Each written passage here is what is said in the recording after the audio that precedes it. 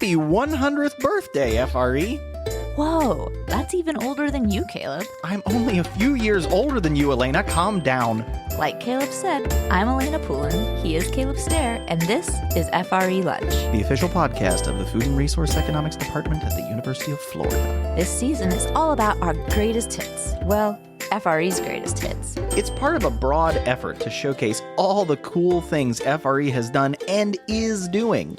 And with that, on with the episode. From vino to Valentine's, today's episode is all about the wine industry. That's right. And since it's Valentine's Day, we figured that this was the perfect topic. With people estimated to spend almost $200 a person on gifts and activities this holiday, wine can be a popular choice for making your loved ones feel special. Now, like many other ag products, just because demand is there doesn't mean there is supply. Changing input costs and weather events may affect wine production. That's right. The weather outside doesn't just affect your romantic picnic, it also affects your wine. To help us uncork this topic, we are joined by two experts. First up, to give us a global perspective, is my friend and fellow regional economist, John Sporing, the owner and founder of A Life Well Drunk, a travel and wine education company. I knew that when I retired, I wanted to continue to do something, and I wanted it to be in the travel and wine and education industry. And so this is kind of how I came up with the company, that we would be an educational travel company. And so I get to teach about wine all over the world.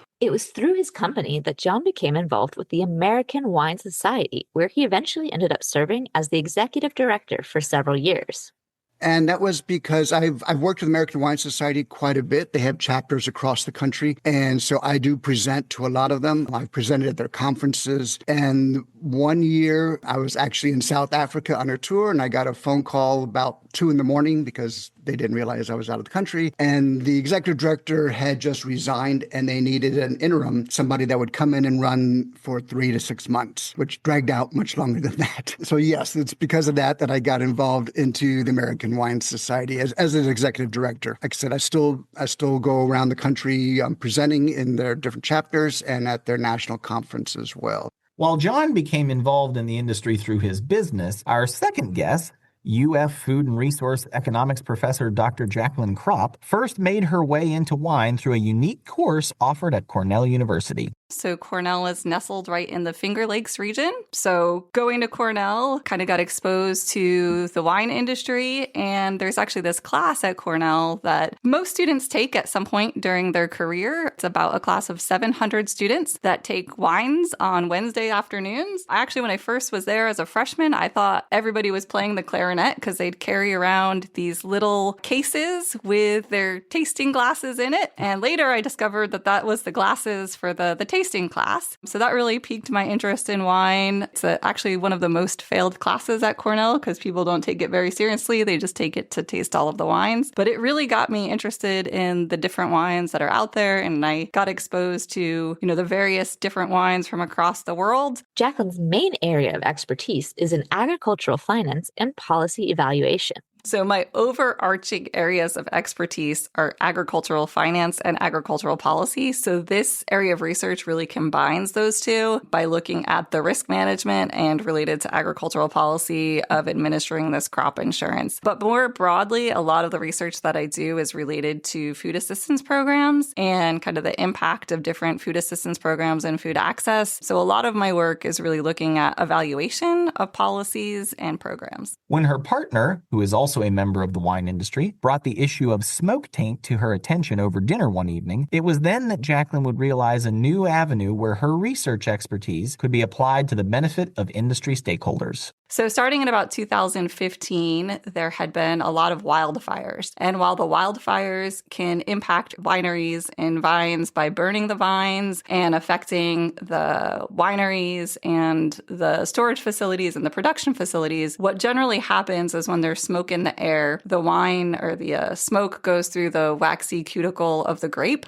bonds with the sugar molecule. So if you taste the grape, it doesn't taste any different than a regular grape. But when you ferment the grape, it breaks that sugar bond and then releases the VOCs back into the wine. So it actually creates what they call smoke taint. So this is an issue because it's hard to detect. The growers of the grape can't tell, other than knowing that their vineyards has been exposed. So the wineries that are buying the grapes have trouble determining whether or not the grapes have been ruined. So this became a bigger issue in 2020. There was a really big fire, the glass fire, that burned in the Napa Valley area. So a lot of the high value production was affected, and that led me to become really interested in it. While both Jaclyn and John identified trade policy and the reduced consumption of alcohol as major challenges facing the wine industry in 2026, climate-related issues, including smoke taint, are also a major factor. We are seeing more fires, hurricanes, hail that are wiping out crops, and for the most part, grapevines only produce fruit once a year. And if something happens during that harvest period, it can wipe out an entire year's work. And this is true of most crops, right? That you can lose an entire year's work based on that. And the problem with grapes, unlike wheat or corn, where you plant it each spring and it grows and you harvest in the fall, grapevines take 3 to 4 years to come producing fruit that you can actually use for wines. And so if it gets wiped out, if there's a bad hailstorm and destroys a young grapevine, it's 3 to 4 years before you can get fruit being produced out of that again. And it's a very labor-intensive industry. Many growers are actively seeking ways to protect their crops. Well, certainly, there's some old technologies that are still being used that are working. You see it like in Mendoza and Argentina, and in parts of France, there are hail nets that go over the crops. So when it does hail, it does, the hail bounces off the nets and doesn't actually hit the vines themselves. But these are very expensive and very labor intensive. So, if you're a small grower, you probably can't afford these nets. And that can be a problem when you're getting, the bulk wines will probably always survive the big companies because they have the money and the capital to put into it. But the smaller growers who tend to be, the more unique stuff is disappearing because they can't afford to maintain everything. In addition to extreme weather, more subtle changes can also affect temperature-sensitive grapes needed to grow wine. So when I took my wines course, they told us that wine grapes enjoy pretty views, right? So they like certain characteristics in climate that are preferable. Often they grow on hillsides so that they can get that nice view. But really what they're looking for is these swings in temperatures from day to night. So they want a big swing during the growing season, a big difference between daytime and nighttime temperatures. They're also pretty particular about how wet they want to be. So they don't want to be too wet and they don't want to be too dry. California is great for growing grapes because they have a lot of what we call microclimates. So little pockets with very different climates, even in close geographic proximity to each other. And then also the terroir, which is the soil and the landscape and growing conditions of a particular area, affects the expression of the varietal in the wines. Some growers are also introducing new heat-resistant varietals. At the same time, new regions are also making their way into the competitive global market. And we're also seeing in Napa Valley new varietals being planted as well. Napa Valley is very famous for their Cabernet Sauvignon, but with the heat, that's becoming an issue. So they're planting some more what we call Rhone varietals that are more accustomed to the blistering heat. And then you're also finding Cabernet Sauvignon now being planted in Washington State and also British Columbia because the temperatures there are now allowing it to grow. And then also in Southeast England, which again, England is not the first country anybody would think about when you're talking about wine, but they are making some very good sparkling wines now. And last year, one of their sparkling wines was named the Wine of the Year. And that has put the rest of the sparkling wine industry on notice, especially Champagne, which comes from the Champagne region in France, that there's things happening. And in Champagne, they're having issues with hailstorms and everything. And so they are, looking, buying properties in other parts of the world where they can produce similar quality wines. They just won't be called champagne at this time. When it comes to the specific issue of smoke taint, one adaptation to protect the industry has been changes made in the way that crop insurance policies for wine grapes are structured, making it easier to manage risk and protect the wineries financially. So most grapes in California are grown under contract. So this means that prior to harvest, there is a contractual relationship between the grape grower and the winery. And they say, we're going to buy these grapes at a specific price. Within that contract, it stipulates certain quality conditions. Prior to 2020, many of those contracts didn't have any language about the precursor chemicals for smoke taint. Following 2020, we see a lot more clear indication of what those acceptable levels of what they believe to be are the precursor chemicals up to this point.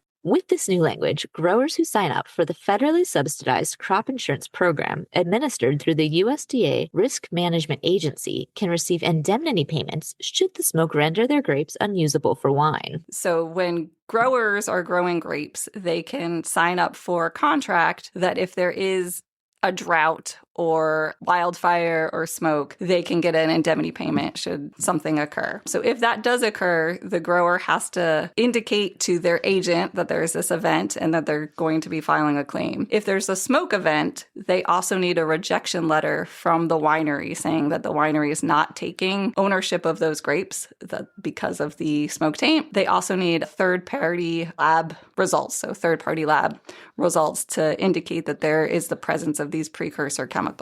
Jaclyn has 2 research papers working on this topic. The first looks at how contracts have been changing to include more specific language on the chemicals that are thought to lead to smoke taint. The second paper, which is still ongoing, explores how the frequency of these smoke events has impacted the demand for crop insurance in the wine industry. So what we see in the data is that, as you can imagine, right after 2020, there's kind of this spike where we see more acres being insured and more contracts, but it falls off pretty quickly. So maybe memories are short, maybe they're more concerned about other events, and maybe we just don't have enough big smoke events to really understand that relationship. So that's something I'm still working on, is trying to tease out how these smoke events have impacted the demand for federally subsidized crop insurance. It's Jaclyn's hope that research such as hers can help lead to better informed policymaking. They have a role in designing new products in terms of crop insurance. So this year and last year, there was a new product that was rolled out to specifically address this smoke taint issue. So there's the Fire Insurance Protection Smoke Index, and that was rolled out in just California, Idaho, Oregon, and Washington this past growing year. And that is an insurance product which is based on whether or not there's smoke in the air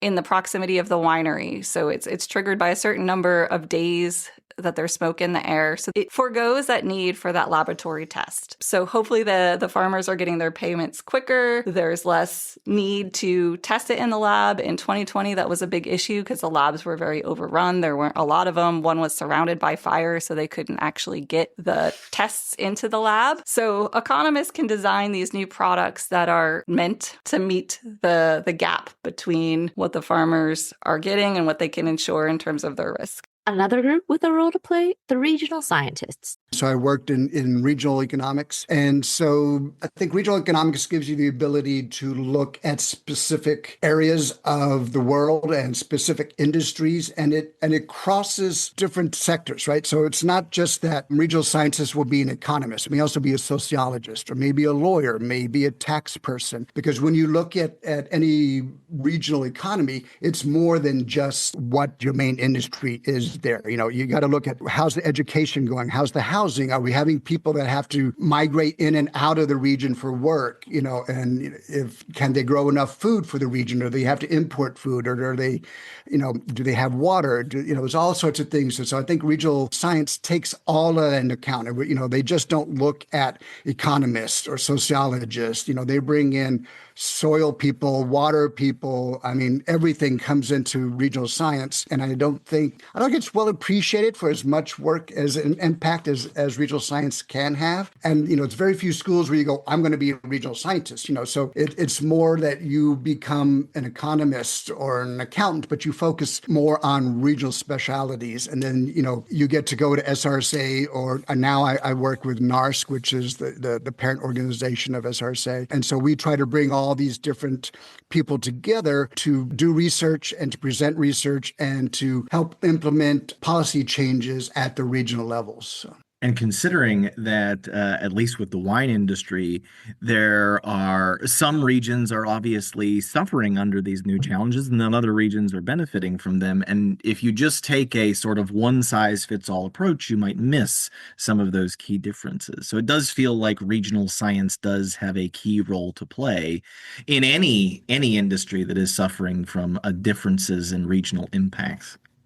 I agree. I mean, it's not just when they're suffering, it's also to see what's going well. I mean, if an industry is doing well in a region, why is it? It's not going to be just because of capital or just because of land or just because of tax incentives or whatever. There's many reasons why industries do well. There's many reasons why industries don't do well. And I think regional scientists are uniquely at the forefront to find how these different effects work and how you can maybe replicate or not replicate, the bad stuff in a different region to help, again, the whole picture grow, right? It's that, all boats rise in a tide, right? And so, if we can make all the regions do well, or at least have some of them do less worse, that's good as well. So. And so, as we reach the end of today's episode, we want to wish you all a happy Valentine's Day. And whether you love it, hate it, or you've never had it, we hope you've enjoyed learning a little bit more about how wine gets from the grape to the bottle and the challenges faced by the industry along the way. If you're interested in learning more, we'll include some educational links in the episode's description. And whether wine is your cup of tea or not, we hope you'll be inspired to explore the wider realm of economic impacts in your daily lives. I would say economics still plays a large role in the world, but don't be afraid to get beyond just the books. I mean, look at the local economics. You got your local papers, and you have the national papers, international papers. The Economist does wonderful economic stories almost every week, and the Financial Times, Wall Street Journal, New York Times, all of these papers do a lot of economic work. So don't just stick to your supply and demand. You have to learn that. Unfortunately, it's the basic stuff.